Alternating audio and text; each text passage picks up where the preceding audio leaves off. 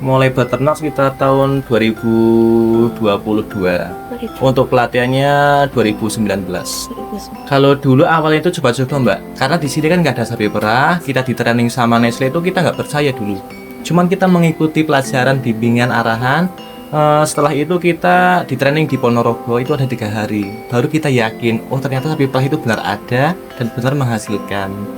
Kalau kita seperti biasa, pagi itu kurang lebih bangun jam 5, kita bersih-bersih dulu, bersih-bersih kandang, habis itu bersihin sapi, terus itu merah sapi, sampai setor ke penampungan itu sampai jam 7.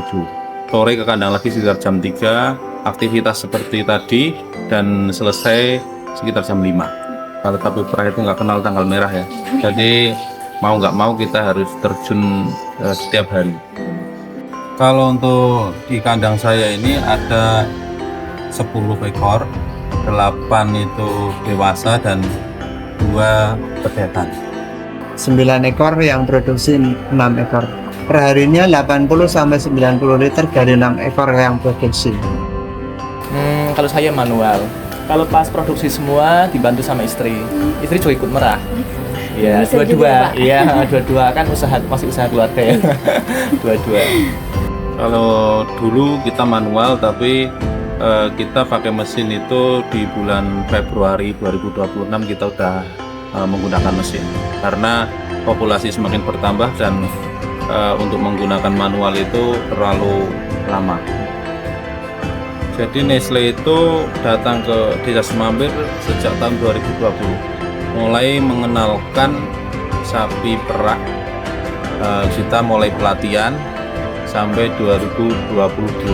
Pada akhirnya Nestle juga ayo kerjasama mendatangkan pendingin, kita kerjasama membuat itu pos itu, ya pada akhirnya sebenarnya jalan. Kita gotong royong mendirikan pos itu. Akhirnya Nestle kan saya juga mendorong dari Nestle juga sih, karena yang membina kan dari Nestle sama Dinas Peternakan. Alhamdulillah sejak awal kita selalu diwanti-wanti oleh Nestle karena Nestle sendiri punya SOP supaya susu kita bisa masuk ke perusahaannya Nestle, yaitu kita harus, kalau orang Nestle bilang itu jaga 3S ya, jaga susu, jaga sapi, dan jaga semesta. Itu SOP-nya sebenarnya seperti itu. Jaga susu itu yang pertama, susu itu harus cepat, intinya itu cepat, bersih, dan cepat dibawa ke penampungan. Kalau orang Nestle bilang itu ABC, asli, bersih, dan cepat. Yang kedua itu jaga sapi ya, kenyamanan sapi. Sapi itu nyaman, tidak dikeluh, tidak dicancang, pakannya cukup kan gitu ya. Terus udaranya, sirkulasi udara harus diperhatikan, dan intinya biar sapi ini nyaman untuk di sini. Dan yang ketiga itu ada jaga semesta. Jaga semesta dalam artian karena itu SOP-nya Nestle, kita bisa beternak sapi, cuman kita limbahnya kita harus bisa mengolahnya. Tidak bisa dibuang secara tidak beraturan kan gitu. Dibuang di sungai atau dibiarkan saja begitu saja, itu kan merupakan tidak menjaga semesta. Jadi harapannya Nestle, kita pinginnya itu walaupun beternak kita berusaha tapi tidak menimbulkan penyebaran lingkungan. Peternakan sapi itu segala bentuk usaha kan pasti ada tantangan dan resiko ya. Kalau sapi perah ini sejauh ini yang kita alami, yang kita rasakan itu ada beberapa tantangan. Yang pertama mengenai kesehatan, itu pasti kita harus memperhatikannya, kesehatan sapi, karena sapi perah itu sedikit rentan, harus ada perhatian khusus dari pemiliknya. Yang kedua itu mengenai reproduksi. Yang selanjutnya itu kadang kita harus memperhatikan pakan biar sapi ini selalu sehat.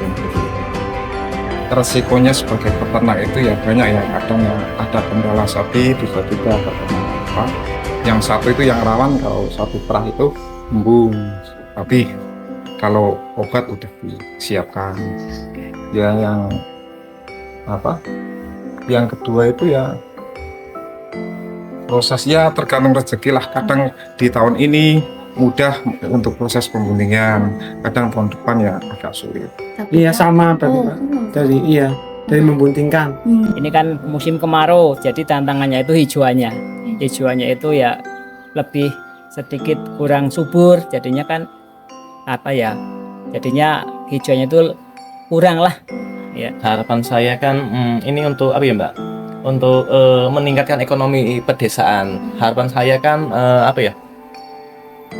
kita itu harus belajar, intinya belajar bersama lah. Dari peternak atau calon peternak itu mau belajar, sukailah usahamu ya, cintailah peternakanmu, maka akan menghasilkan apa yang kita inginkan.